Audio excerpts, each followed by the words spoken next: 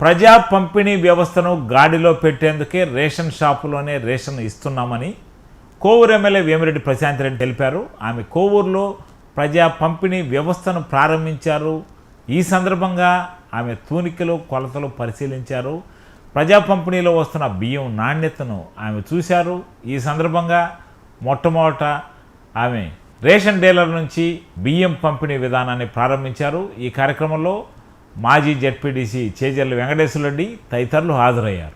మన తెలుగుదేశం ప్రభుత్వం అధికారంలోకి వచ్చిన తర్వాత మానవతా దృక్పథం కలిగిన మన ముఖ్యమంత్రి వర్యులు శ్రీ నారా చంద్రబాబు నాయుడు గారి ఆధ్వర్యంలో ఇది వరకు గత ప్రభుత్వంలో రేషన్ షాపులు తీసేసి వ్యాన్లు ద్వారా ఒక్కొక్క దగ్గర వాళ్ళ పనులు మానుకొని ఒకే రోజు వెళ్ళి అక్కడ వ్యాన్ దగ్గర పోయి తీసుకుని వచ్చుకునే ఆచారం ఆపేసి మనం ఇప్పుడు కొత్తగా రేషన్ షాపుల వద్దనే 1వ తేదీ నుంచి 15వ తేదీ వరకు ఏ రేషన్ షాప్లో అయినా కూడా అక్కడ ఉన్న లబ్ధిదారులు తీసుకునే విధంగా డిజైన్ చేయడం జరిగింది.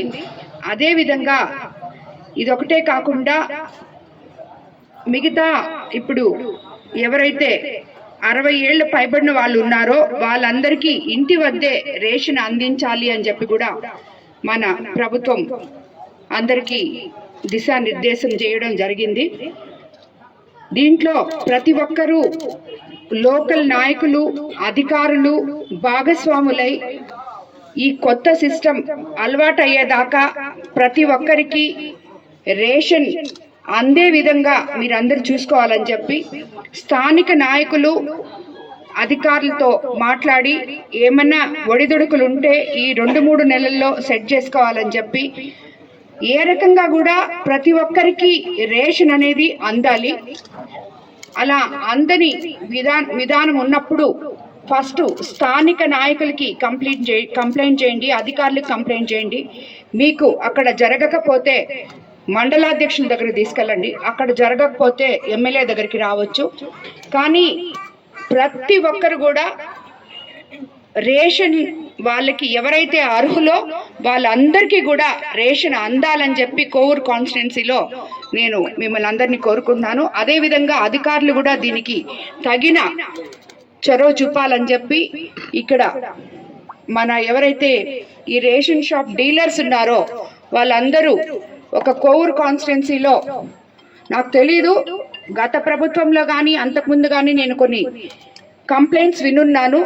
కోవూరు కాన్స్టిట్యున్సీలో ఏ ఒక్కరు కూడా రేషను అందుబాటులో లేదు అనే పదం రాకుండా చూసుకోవాలని చెప్పి డీలర్స్ కూడా నేను ముఖ్యంగా ఇందు మూలంగా చెప్తున్నాను.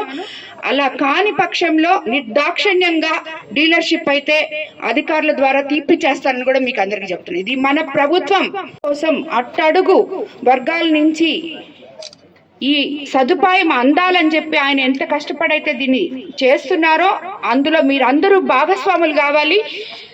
ఆయన ఏదైతే ఏ ఉద్దేశంతో ఇది చేశారో అది ప్రజలకి వాళ్ళ ద్వారా ఆయన మీ ద్వారా అందుబాటులోకి వెళ్ళాలని చెప్పి మిమ్మల్ని అందరినీ నేను కోరుకుంటున్నాను.